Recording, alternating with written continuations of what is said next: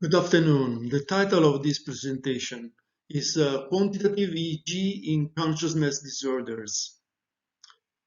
You can see in the slide the main contributors of this presentation. I have no conflict of interest in these studies. In the clinical context, the consciousness disorders are measured by the Glasgow Coma Scale in many cases.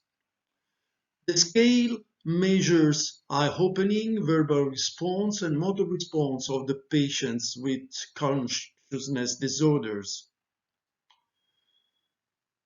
In general, the clinical scales for consciousness disorders have some limitations. For example, two patients with the same score may be related to different brain impairment and clinical trajectories over time.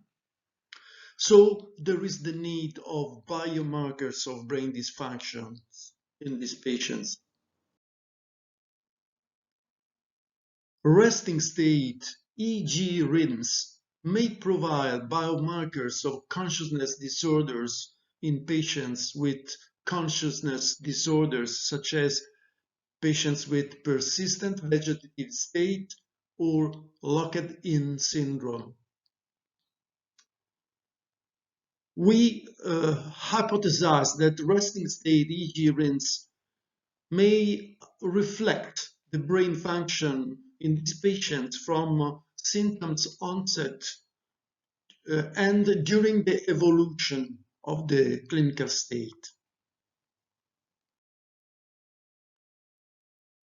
Resting state EEG rhythms can be recorded in quiet vigilance at eyes closed and eyes open for some minutes. These conditions allow to probe the brain activity during vigilant transitions from quiet wakefulness and consciousness to drowsiness and then sleep. Of course, in patients with consciousness disorders, some experimental adaptation of the recordings are needed.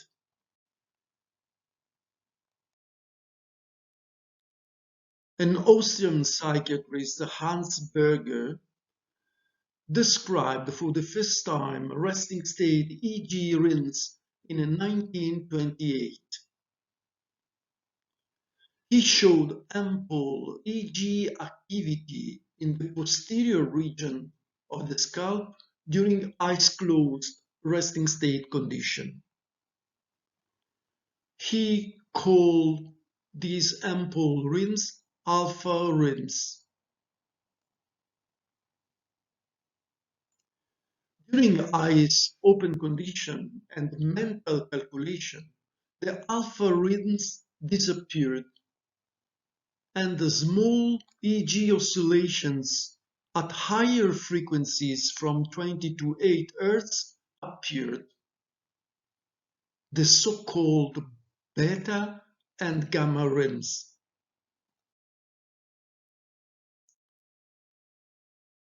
The resting state EEG rhythms are generated by cerebral cortex, especially cortical pyramidal neurons, which are ideally spatially organized to produce summation of the ionic currents and EEG rhythms.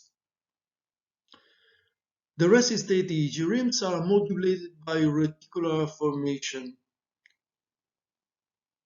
and its components using noradrenaline, serotonin, and dopamine. Other components of ascending activating systems are hypothalamic projections using orexin as a neuromodulator and basal forebrain using acetylcholine as a neuromodulator. An important role in the modulation of cortical pyramidal neuron activities is due to interactions between the thalamus and cerebral cortex.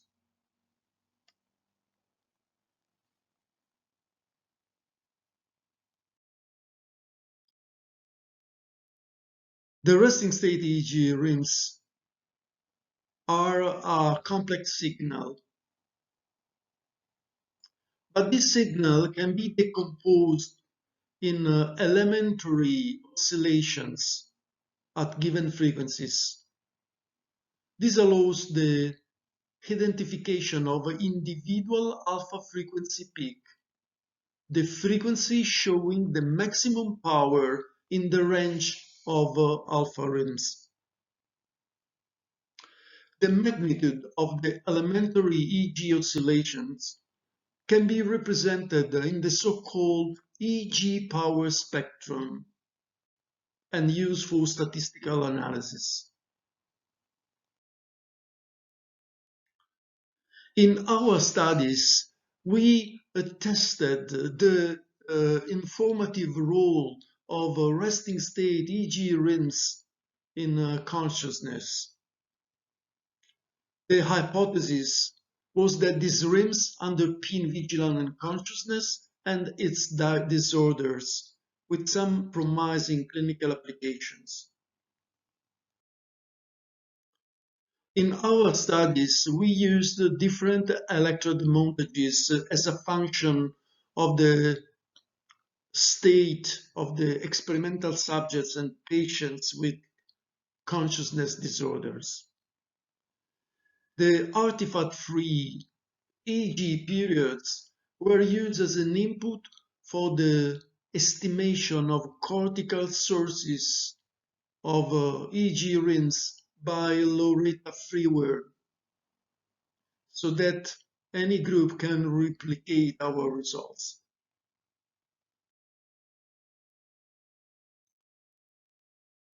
A first study investigated the relation between EEG rims and primary consciousness of visuo-spatial stimuli in healthy subjects. The primary consciousness is the function allowing us to report the features, the qualia of the sensory stimuli during the perception. For example, primary consciousness allows us to say there is a white circle in the left side of the visual scene. In the experimental paradigm, we gave a visuospatial cue stimulus to the subject and then masking stimuli, and then a go stimulus, a green circle in the left or right side of the screen. The subject had to press the right mouse button in the case that the go stimulus was given on the right side of the screen, and the left mouse button if the go stimulus was given on the left side of the screen. After the movement, the subject had to say "seen." The subject could consciously perceived the cue stimulus at the beginning of the event, or not seen in the case he missed the cue stimulus in that event. Of note, we used a presentation period of the cue stimulus at the sensory threshold level defined in a preliminary phase of the experiment for a given subject. At the sensory threshold, the subject could perceive consciously the visuospatial stimulus only in the 50% of events.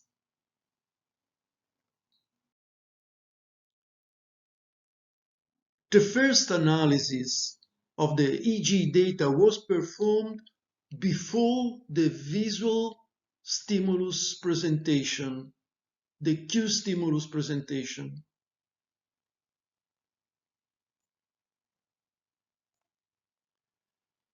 We estimated the cortical sources of EEG rhythms in the pre-stimulus period, and we estimated these sources separately for the not seen events related to missing cue stimuli and seen events in which the subject could consciously detect the cue stimulus.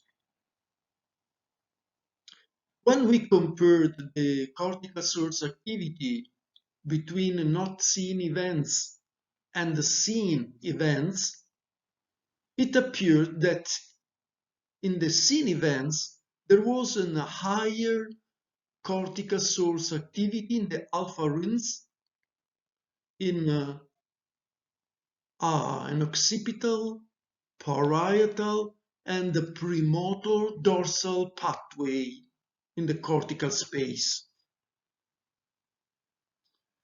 We interpreted these results as a cortical inhibition of this occipital, parietal, and premotor pathway before the cue stimulus onset,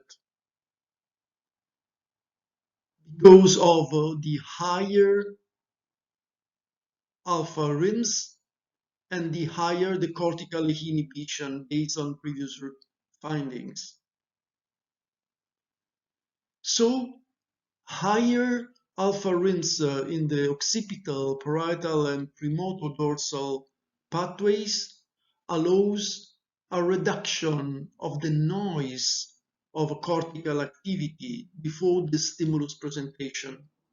And this may allow the conscious perception of the cue stimulus when given.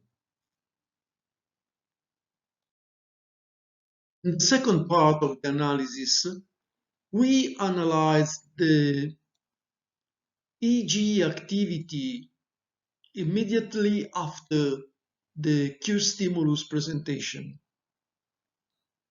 We estimated the cortical sources of EEG rims and compared the solutions between not seen events and seen events. When compared to not seen events were related to an increased reduction of alpha rims in occipital and parietal areas, the so-called event-related desynchronization of alpha rims, which reflect the cortical activation. So we concluded that strong cortical activation of occipital and parietal areas during the stimulus presentation allows a conscious perception of the stimulus.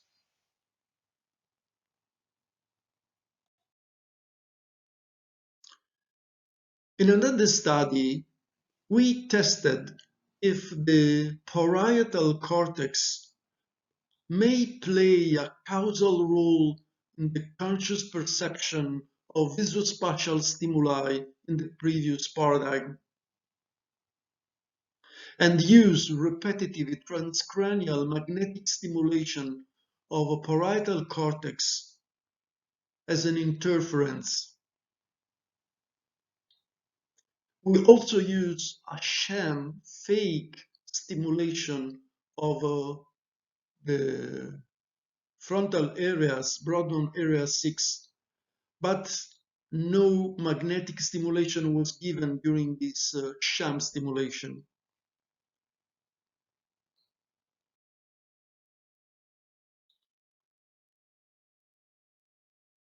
In the consciousness experiment with the Q visuo-spatial stimuli, masking, and go stimuli described in the previous slides, we observed about 22 Q stimulus perceived during the baseline condition without any transcranial magnetic stimulation.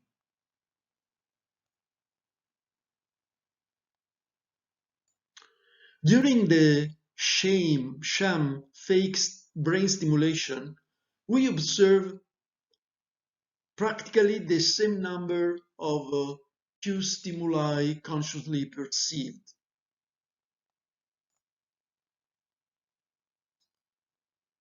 In the condition with the transcranial magnetic stimulation of the left and parietal cortex, we observed a decrease of Q stimuli perceived.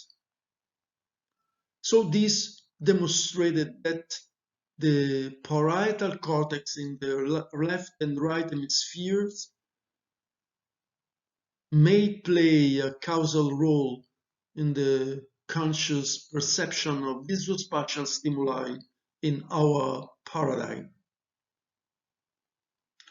As a control experiment, we administered the so-called Posner's task, testing visuospatial attention,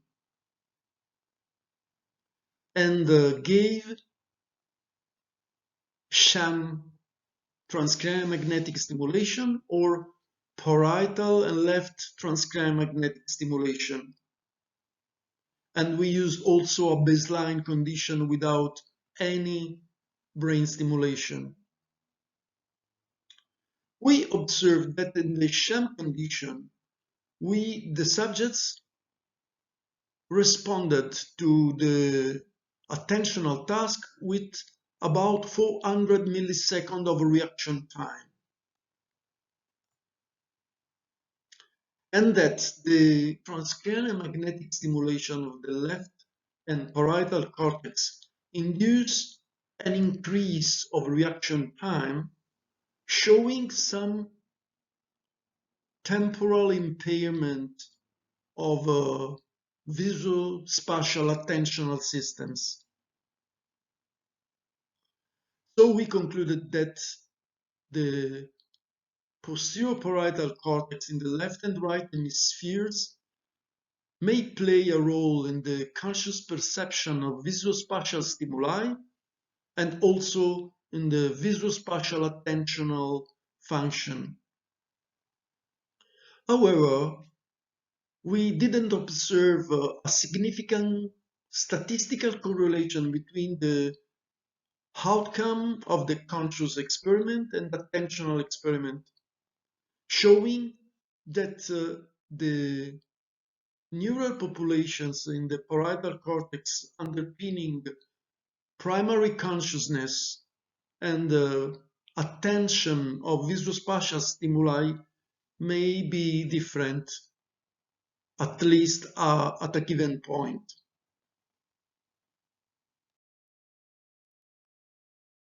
In other studies, we investigated the resting state, eyes closed EEG rinse in patients with consciousness disorders. The hypothesis is that those rinse may characterize the brain functions in these patients. In a first study, we compared the cortical sources of resting state eyes closed EEG rinse in Parkinson's disease patients with visual hallucinations compared with Parkinson's disease patients without visual hallucinations. In the diagram, the vertical axis shows the cortical source activation, and the horizontal axis show the frequency bands of EEG from delta to gamma, and cortical regions of interest in source space.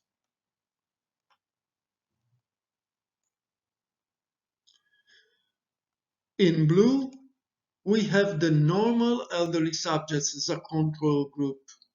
And you see that in normal elderly subjects, you see a dominant alpha source activity, especially in the parietal and occipital regions.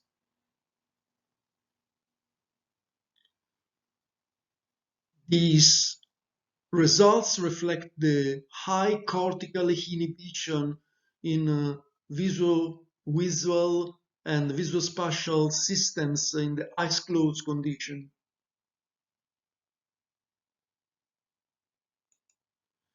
In the Parkinson disease patients without visual hallucinations in red, we observed a strong decrease of alpha source activity in parietal, occipital, and temporal regions of interest.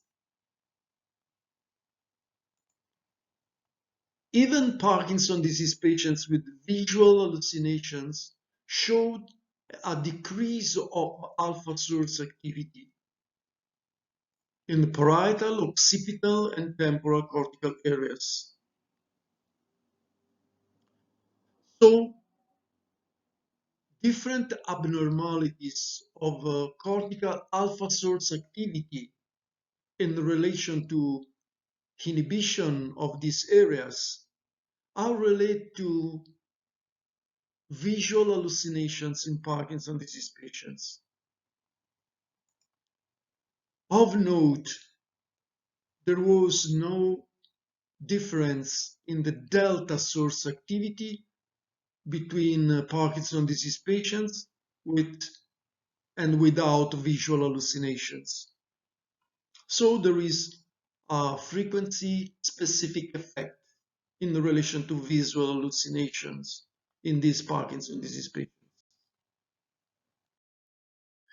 In another study, we repeated the comparison of cortical sources of resting state eyes closed rims in another class of patients with Parkinsonism, the Lewy body disease patients. We compared these EEG sources in patients with visual hallucinations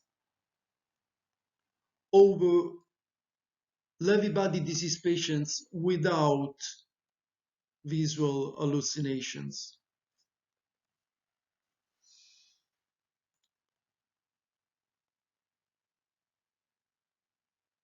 In violet, we have the group of normal elderly subjects, and you see the dominant alpha rims in these patients.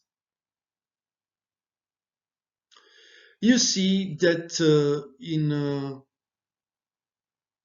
red and blue, you have the groups of patients with Lewy body disease with and without visual hallucinations. Of note,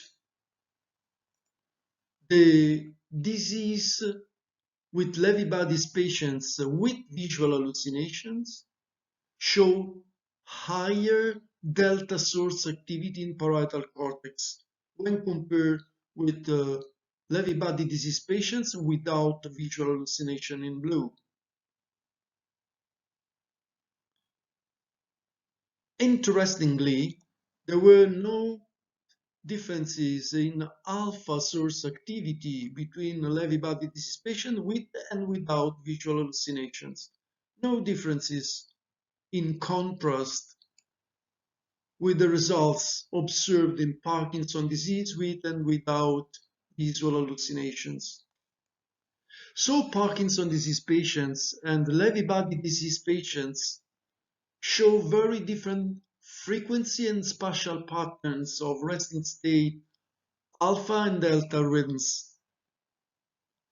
And we interpreted these as a difference in the cortical neurophysiological oscillatory mechanisms underlying visual hallucination in the two classes of patients, Parkinson's disease and Lewy-body disease, even if the scores to the visual hallucination scales are similar.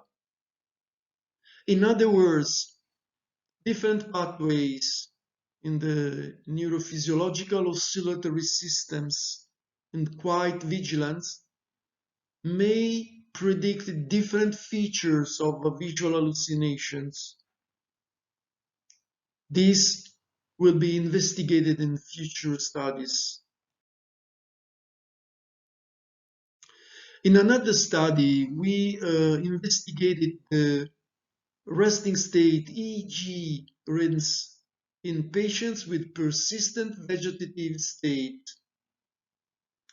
These patients show normal wake-sleep cycle, but they are not reactive to external stimuli, so they have a severe consciousness disorder. You can see in the diagram that the control normal subjects show a dominant resting state alpha rhythms in the parietal and occipital cortex.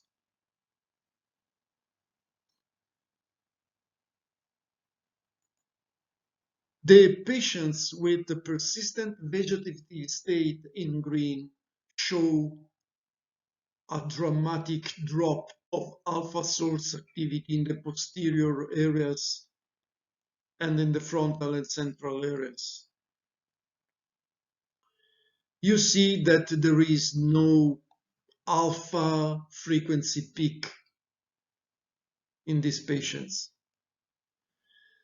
These patients in green are those who will not recover consciousness state at the follow-up of 3 months.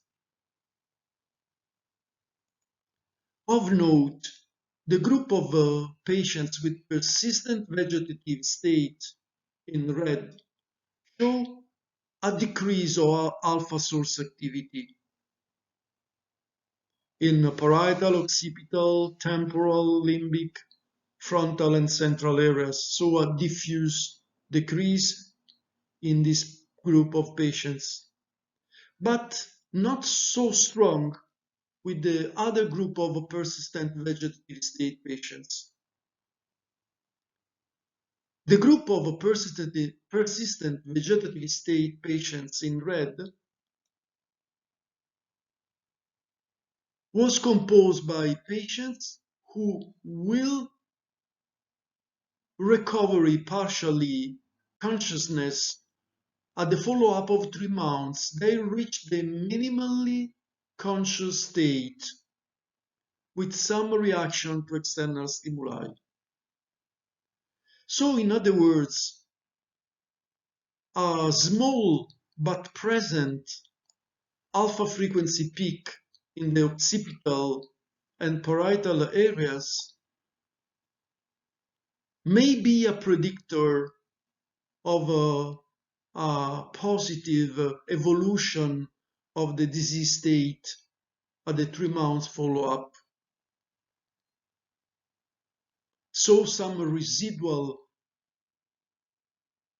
neurophysiological oscillatory mechanism underpinning alpha rhythms may predict a beneficial evolution of the disease at 3 months of follow-up. In another study, we investigated the cortical sources of EEG rhythms in patients with locked-in syndrome. These patients have a normal wake-sleep cycle and also a good consciousness condition according to the general guidelines of this disease. However, they have a lesion in the brainstem, often in the pons, showing in the picture in 3 representative cases. This kind of brainstem lesions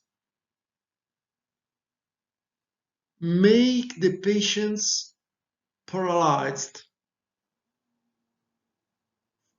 They cannot move forelimbs or hind limbs, legs. They cannot speak. They cannot communicate, except that with small blinking or small eye movements.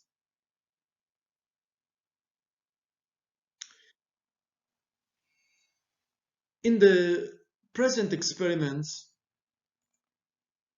we showed that the cortical alpha rims in the eyes closed condition were dominant in normal control subjects, as in the previous studies, and that patients with locked-in syndrome presented a dramatic reduction of alpha rims diffusely in the cortical source space. Even if we could observe alpha frequency peak in posterior cortical regions. This was a surprising finding because these patients are considered almost normal from the point of view of consciousness. In contrast, our results showed that there is an abnormal cortical inhibition in the quiet wakefulness, and this may be related to abnormal consciousness state. These results are in agreement with the recent evidence that these patients may have cognitive deficits and also some abnormal emotional reactivity to the stimuli. So this approach may be useful to the stratification of patients with locked-in syndrome on the basis of the neurophysiological oscillatory mechanism regulating the vigilance. In conclusion, cortical alpha rims before and during visual stimuli were related to primary consciousness in healthy adults. And the alpha rims in the resting state eyes closed condition were poor in the source space in patients with persistent vegetative state and the locked-in syndrome.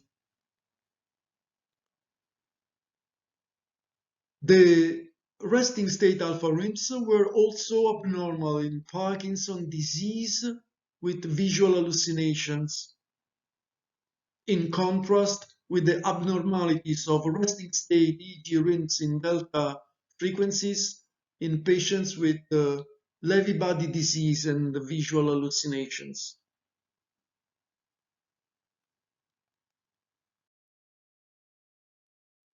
These are my co-workers in the group of Sapienza University of Rome. Thanks to them for this work and presentation. And these are the European funds supporting our research. Thanks a lot for your attention.